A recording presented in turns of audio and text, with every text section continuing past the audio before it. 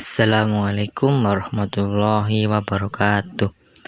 Pada kesempatan kali ini, kami akan mereview makalah dengan judul Sarana-sarana syirik yang disusun oleh Meida Triwahyuni NIM 079, Sunifan Arif Nugroho NIM 080, dan Budi Santoso NIM 081. Mari kita simak bersama penjelasan berikut ini. Sarana-sarana syirik. Sarana yang dalam bahasa Arabnya yaitu wasilah adalah sesuatu yang mengatur kepada sesuatu yang lain. Dalam syariat Islam, sarana memiliki hukum yang sama dengan sesuatu kemana sarana itu mengantar. Jadi, sarana itu mengatur kepada syirik yang besar, maka sarana itu hukumnya sama dengan syirik besar yang bertentangan dengan tauhid. Begitu juga jika sarana tersebut mengantar kepada syirik kecil, maka sarana itu hukumnya sama dengan syirik kecil yang bertentangan dengan kesempurnaan tauhid. Sarana berarti juga sebab terjadinya sesuatu. Sebab sesuatu yang bisa menyebabkan syirik, maka Rasulullah SAW melarang sahabat untuk melakukannya. Oleh karena itu, mengetahui sarana syirik merupakan sesuatu yang sangat penting. Berikut ini akan disebutkan sarana-sarana syirik yang penting untuk diketahui oleh setiap muslim. Di antaranya sebagai berikut. Sarana yang pertama yaitu tawasul. Namun, tawasul ini ada sarana tawasul yang bid'ah. Tawasul dalam bahasa Arab berarti takarub atau mendekat. Misalnya firman Allah Subhanahu wa taala pada Quran surah Al-Isra surat ke-17 dan ayatnya nomor 57. Orang-orang yang memiliki arti, orang-orang yang mereka seru itu, mereka sendiri mencari jalan kepada Tuhan. Mereka, siapa di antara mereka yang lebih dekat kepada Allah dan mengharapkan rahmat-Nya dan takut akan azab-azabnya. Sesungguhnya azab Tuhanmu lah adalah sesuatu yang harus ditakuti. Dalam ayat tersebut menjelaskan bahwa siapa yang mereka seru untuk meminta pertolongan dan mereka sembah itu seperti malaikat, nabi-nabi, Uzair atau orang-orang saleh, mereka itu sendiri dengan sungguh-sungguh berlomba-lomba melakukan kebajikan, amar ma'ruf nahi mungkar. Masing-masing mereka berupaya agar menjadi lebih dekat kepada Allah, dan mereka semuanya mengharapkan rahmat-Nya dan senantiasa takut akan siksaan-siksaannya. Ayat di atas menjelaskan bahwa di antara manusia menjadikan nabi-nabi atau orang-orang yang saleh sudah mati sebagai wasilah dikabulkannya doa-doa mereka atau sebagai jalan yang dapat mendekatkan mereka kepada Tuhan. Jadi usaha mereka untuk mendekatkan diri kepada Allah merupakan tawasul yang bid'ah, yaitu mendekatkan diri kepada Allah dengan cara-cara yang tidak sesuai dengan syariat. Tawasul ini dalam bahasa takarub atau mendekat. Tawasul ini dibagi menjadi dua jenis. Jenis yang pertama, tawasul masyrul atau diperintahkan, yaitu takarub kepada Allah dengan cara yang dicintai, diridhoi Allah. Misalnya dengan ibadah-ibadah yang wajib atau sunnah, baik berupa perkataan maupun perbuatan, juga keyakinan.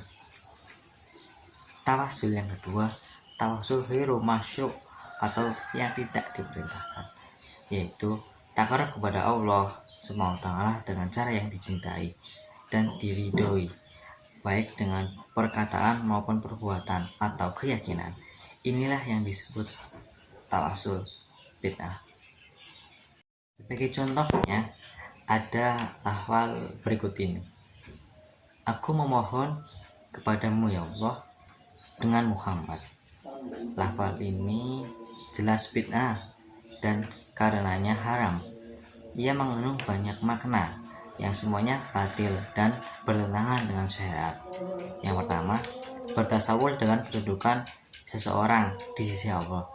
Yang kedua, dengan lafal itu bersumpah kepada Allah, sedang sumpah dengan selain Allah adalah haram, termasuk syirik yang kecil. Yang ketiga, ia ingin berbuat perantara antara Allah dengan hamba-hamba dalam mendatangkan atau menolak mudarat. Inilah inti syari syirik kaum musyrikin. Ini adalah syirik besar yang menyebabkan seorang keluar dari Islam. Kedua, yaitu menjadikan kuburan sebagai masjid. Dalam rangka kita menjaga kemurnian tauhid kita sebagai seorang muslim, tentunya kita tidak boleh berwasilah dengan hal-hal yang salah. Para ulama mempunyai mazhab, yaitu Imam Syafi'i, telah mengatakan tentang wasilah ataupun perantara. Sebaiknya hal-hal yang kita jadikan perantara yang berpotensi untuk menjadikan itu syirik lebih baik untuk dihindari. Dalam mazhab Syafi'i melarang hal-hal yang dapat menjadi wasilah perantara atau perantara syirik, seperti contohnya saja menembak kuburan, meninggikannya, ataupun memasang bangunan di atasnya. Demikian pula menulis sesuatu di atas kuburan, memasang lampu di atasnya, dan menjadikan kuburan sebagai sebuah masjid. Imam Syafi'i pernah menegaskan, saya tidak menyukai ada makhluk yang diagung-agungkan sehingga kuburan dijadikan sebuah masjid, karena khawatir terjadinya fitnah atau penghultusan pada dirinya pada saat itu, atau orang-orang yang datang sesudahnya mengultuskan dirinya. Sementara itu Imam Nawawi pernah mengatakan juga, dimakruhkan menembak kuburan, mendirikan bangunan, dan menuliskan sesuatu di atasnya. Apabila bangunan itu didirikan di atas tanah, kubur yang diwakafkan fi sabilillah, maka hal itu harus dirobohkan. Selain dua imam tadi, juga Imam Ibnu Hajar Al-Haytami Al-Makki mengatakan, dosa besar yang ke-93, 94, 95, 96 dan seterusnya sebagai masjid, menjadikan kuburan sebagai masjid, memasang lampu di atasnya, memasang ibarat berhala yang disembah, tawaf mengelilinginya, mengusap-usap dengan tangan, ataupun sholat menghadap kepadanya. Kemudian beliau juga memperingatkan kembali, nah perbuatan itu memasukkan ke dalam dosa-dosa yang sangat besar, karena termasuk syirik. Tentang menjadikan kuburan sebagai masjid, hal itu sudah jelas karena Nabi SAW melaknat orang-orang yang melakukan hal itu. Nabi SAW juga menilai orang-orang yang melakukan hal itu terhadap kuburan sebagai makhluk terburuk pada hari kiamat nanti. Itu semua merupakan peringatan bagi kita semua. Seperti dalam riwayat, Nabi SAW mengatakan akan apa yang dilakukan orang-orang Yahudi dan Nasrani. Maksudnya, Nabi SAW mengingatkan umatnya dengan hadis itu agar umatnya tidak melakukan apa yang dilakukan oleh orang-orang Yahudi dan Nasrani. Dengan demikian, beliau akan dilaknat seperti dilakukannya orang-orang Yahudi ataupun Nasrani. Sikap hulu terhadap orang soleh. Islam memerintahkan untuk bersikap pertengahan, tasawuf dalam segala hal, tidak boleh berlebihan, gulu, ataupun sebaliknya meremehkan, tafridz, termasuk bagaimana bersikap terhadap orang yang soleh. Tidak boleh berlebihan ataupun meremehkan. Yang dimaksud gulu adalah berlebihan dalam mengagungkan baik dengan ucapan maupun dengan keyakinan. Gulu terhadap para nabi tidak diperbolehkan, apalagi yang lebih rendah kedudukannya dari mereka, seperti orang-orang yang soleh. Bahkan kalau kita lihat dalam sejarah, kita dapati gulu terhadap orang soleh inilah yang menyebabkan pertama kali munculnya kesyirikan atau kekufuran di muka bumi, yaitu di zaman Nabi Nuh alaihi salam. Larangan gulu terhadap Nabi Muhammad, apalagi yang selainnya, diriwayatkan dari Umar radhiyallahu anhu bahwa Rasulullah SAW bersabda, "Janganlah kalian berlebih-lebihan dalam memujiku, sebagaimana orang-orang Nasrani berlebih-lebihan dalam memuji Isa bin Maryam. Aku hanyalah seorang hamba, maka katakanlah Abdullah, hamba Allah, dan Rasulullah, utusan Allah." Hadis riwayat Bukhari dan Muslim. Dalam hadis ini, Rasulullah melarang kita untuk mengkultuskan beliau, yaitu berlebihan dalam memuji. Beliau adalah seorang hamba biasa yang tidak boleh disembah karena ibadah adalah hak ilahiyah Allah semata. Tidak boleh juga meyakini bahwa beliau memiliki bagian dalam rububiyah Allah seperti ikut mengatur alam semesta, memberi kelancaran rezeki dan lainnya. Beliau adalah seorang hamba yang diutus sebagai seorang nabi dan rasul. Yang wajib bagi kita adalah memuliakan beliau, membenarkan kabar atau sabda beliau serta mengikuti ajaran beliau. Dan Rasulullah SAW bersabda, "Jauhilah oleh kalian sikap berlebih-lebihan, karena sesungguhnya sikap berlebihan itulah yang telah membinasakan orang-orang sebelum kalian." Hadis riwayat Ahmad Tirmizi dan Ibnu Majah dari Ibnu Abbas. Kultus individu dan benda. Seorang muslim meyakini tiada kekuatan kecuali kekuatan Allah. Dia tidak akan bersandar lagi kepada kekuatan benda-benda seperti keris, kemenyan, ruatan, atau kekuatan spiritual dari paranormal atau dukun. Dia tidak akan memelihara jin meskipun mengaku jin muslim, karena semua itu tidak pernah dilakukan Nabi Muhammad SAW. Dirinya juga bersih dari mengagung-agungkan jabatan dan kedudukannya, dan menggantinya dengan mengagungkan serta memuliakan Allah. Komitmen sejati seorang muslim adalah menyambut seruan Allah untuk melaksanakan syariatnya di muka bumi, dengan meyakini Allah sebagai Raja yang memimpin alam semesta ini, sehingga segala puji itu hanyalah bagi Allah semata. Perbuatan kultus kepada pemimpin merupakan sikap yang tidak sesuai dengan tuntunan Islam, sebab Islam tidak pernah mengajarkan mengagungkan manusia melebihi kadar yang diperbolehkan. Pada hari kiamat nanti, orang-orang yang mengkultuskan para pembesar ini akan menyesal dan menyadari kesalahan mereka. Nabi Muhammad SAW bersabda, "Hubaka fisai yuma wa yusam." Kecintaanmu kepada sesuatu itu dapat membutakan dan menulikan kamu. Menyukai sesuatu tidaklah dilarang sepanjang tidak melanggar kaidah-kaidah yang telah ditentukan dalam ajaran Islam. Ada dua kaidah yang harus dipegang teguh. Yang pertama, menyukai orang tentu tidak boleh sampai jatuh kepada kultus yang dilarang. Kedua, mencintai harus karena Allah. Artinya, seseorang itu disukai kalau memang disukai oleh Allah, dan seseorang itu dibenci jikalau memang dibenci oleh Allah. Jadi, bukan ukuran masyarakat banyak yang menjadi standar. Orang mencintai orang lain secara buta dan tuli sangat berbahaya karena menimbulkan kultus individu dan kemungkaran Allah.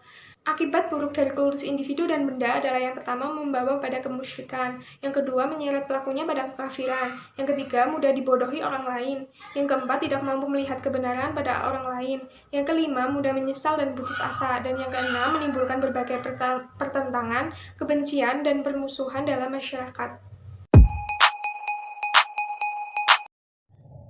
Ya, kali ini saya akan menjelaskan pembahasan tentang patung dan gambar. Jadi, Islam bangkit untuk seluruh umat manusia agar beribadah kepada Allah Subhanahu wa taala saja dan menghindarkannya dari penyembahan kepada selain Allah Subhanahu wa taala. Seperti para wali dan orang soleh yang dilukiskan dalam patung dan arca-arca. Ajakan seperti ini sudah lama terjadi sejak Allah Subhanahu wa taala mengutus rasul-rasulnya untuk memberikan petunjuk kepada manusia. Patung-patung itu telah disebut dalam surah Nuh. Dalil yang paling jelas mengenai patung sebagai gambar orang saleh adalah hadis riwayat Bukhari dan Ibnu Abbas dalam menafsirkan firman Allah. Dan mereka berkata, "Dan jangan sekali-kali kamu meninggalkan penyembahan Tuhan-Tuhan kamu, dan jangan pula meninggalkan Wad, Suwa, Yahud, Ya'ud, dan Nas, dan sungguh mereka telah menyesatkan kebanyakan manusia." Quran surat Nuh, Quran surat 71 ayat 23-24. Lalu kita akan masuk ke bahaya patung dan gambar. Islam tidak mengharamkan sesuatu kecuali ada bahaya yang mengancam agama, akhlak, dan harta manusia. Orang Islam yang sejati adalah yang tanpa reserve menerima perintah Allah dan Rasul-Nya, meskipun belum mengerti sebab atau alasan perintah Allah tersebut. Jadi apa yang diperintahkan Allah akan langsung dijalankan oleh orang tersebut. Nah, agama melarang patung dan gambar karena banyak mendatangkan bahaya, seperti contohnya dalam agama dan akidah. Patung dan gambar merusak akidah orang banyak, seperti orang Kristen menyembah patung Isa dan Bunda Maryam, serta salib tentunya. Lalu orang Eropa dan Rusia menyembah patung pemimpin mereka, menghormati dan mengagungkannya. Sedangkan orang-orang Islam telah meniru orang Eropa membuat patung pemimpin mereka baik di negeri Islam Arab maupun non-Arab. Lalu yang kedua, bahaya gambar dalam merusak akhlak generasi muda sangat nyata.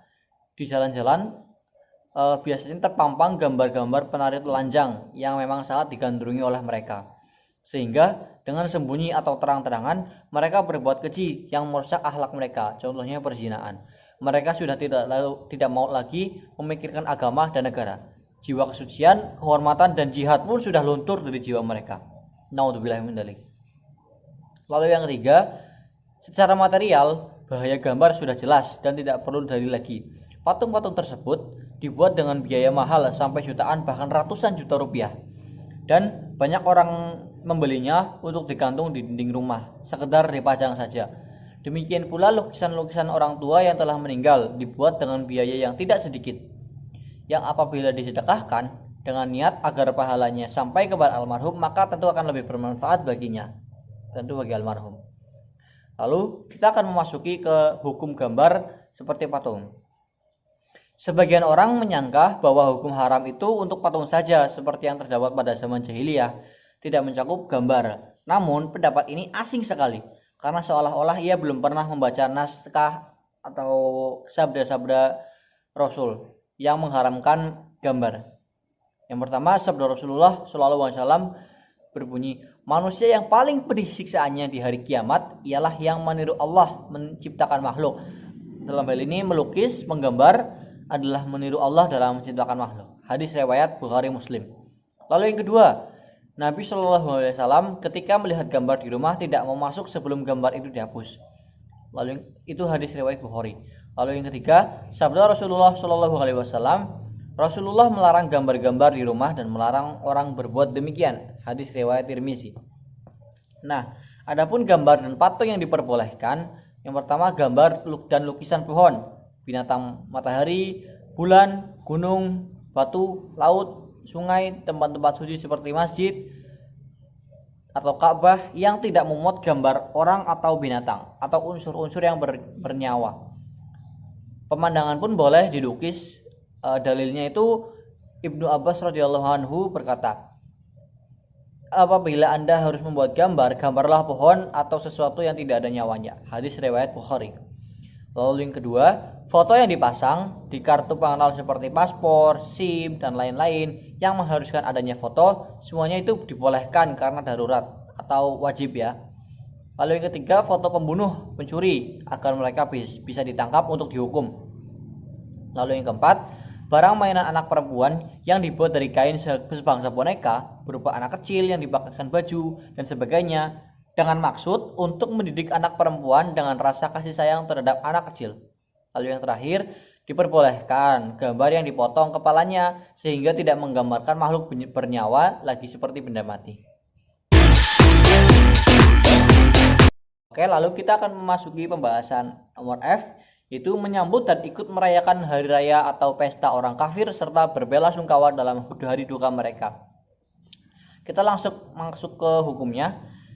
Hukum menyambut dan bergembira dengan hari raya mereka. Sesungguhnya, di antara konsekuensi terpenting dari sikap membenci orang kafir ialah menjauhi syiar ibadah mereka. Sedangkan syiar mereka yang paling besar adalah hari raya mereka, baik yang berkaitan dengan tempat maupun waktu. Maka orang Islam berkewajiban menjauhi dan meninggalkannya. Syekh Ibnu Taimiyah berkata, ikut merayakan hari-hari besar mereka tidak diperbolehkan karena dua alasan. Yang pertama, yang bersifat umum, seperti yang telah dikemukakan di atas, bahwa hal tersebut berarti mengikuti ahli kitab yang tidak ada dalam ajaran kita dan tidak ada kebiasaan salaf. Mengikutinya berarti mengandung kerusakan dan meninggalkannya terdapat maslahat yang menyelisihi mereka. Maka barang siapa mengikuti mereka, dia telah kehilangan maslahat ini sekalipun tidak melakukan mafsadah atau kerusakan apapun, terlebih lagi kalau dia melakukannya. Lalu yang kedua, hal itu adalah bid'ah yang diada-adakan. Alasan ini jelas menunjukkan bahwa sangat dibenci hukumnya menyerupai mereka dalam hal itu. Ringkasnya, tidak boleh sesuatu yang menjadi ciri khas dari syiar mereka atau orang-orang kafir itu kita tiru. Hari raya mereka bagi umat Islam haruslah seperti hari-hari biasanya. Tidak ada hal istimewa atau khusus yang dilakukan oleh umat Islam. Adapun jika dilakukan hal-hal tersebut umat Islam dengan sengaja, maka berbagai golongan dari kaum salaf dan khalaf menganggapnya makruh. Lalu yang kedua, hukum ikut merayakan pesta, walimah, hari bahagia atau hari duka mereka dengan hal-hal yang mubah seperti bertaziah pada musibah mereka. Dalam hal ini tidak boleh memberi ucapan selamat atau ucapan belasungkawa kepada mereka, karena hal itu berarti memberikan wala atau mahabbah kepada mereka. Juga dikarenakan hal tersebut mengandung arti pengagungan atau penghormatan terhadap Tuhan-Tuhan mereka. Maka hal itu diharamkan berdasarkan larangan-larangan ini, sebagaimana haram mengucapkan salam terlebih dahulu atau membuka jalan bagi mereka. Ibnul Qayyim berkata, hendaklah berhati-hati jangan sampai terjerumus sebagaimana orang-orang bodoh ke dalam ucapan-ucapan yang menunjukkan ridho mereka terhadap agamanya. Seperti ucapan mereka, semoga Allah membahagiakan kamu dengan agamamu, atau memberkatimu dalam agamamu, atau berkata, semoga Allah memuliakanmu, kecuali jika berkata, semoga Allah memuliakanmu dalam Islam, atau yang senada dengan itu. Itu semua ucapan selamat dengan perkara umum. Tetapi jika ucapan selamat atau syiar-syiar kufur yang khusus milik mereka seperti hari raya dan puasa, mereka dengan mengatakan selamat hari raya Natal umpamanya, atau berbahagialah dengan hari rayamu, atau yang senada dengan itu, maka yang demikian adalah salah satu dari kekufuran. Dia tidak lepas dari maksiat dan keharaman. Dari uraian tersebut jelaslah memberi selamat kepada orang-orang kafir atas hal-hal yang diperbolehkan atau mubah adalah dilarang jika mengandung makna yang menunjukkan rela kepada agama mereka. Namun jika memberikan selamat atau atas hari raya mereka atau syiar-syiar mereka adalah haram hukumnya dan sangat dikhawatirkan pelakunya jatuh pada kekufuran. Jadi alangkah baiknya kita sebagai umat Islam tetap teguh pada agama kita sendiri, dan jangan sekali-kali kita ada keinginan dalam hati untuk mengikuti mereka atau hanya sekedar merayakan hari raya mereka. Terima kasih, sekian dari saya. Terima kasih bagi yang sudah menyimak. Mari kita diskusi bersama melalui WA Group.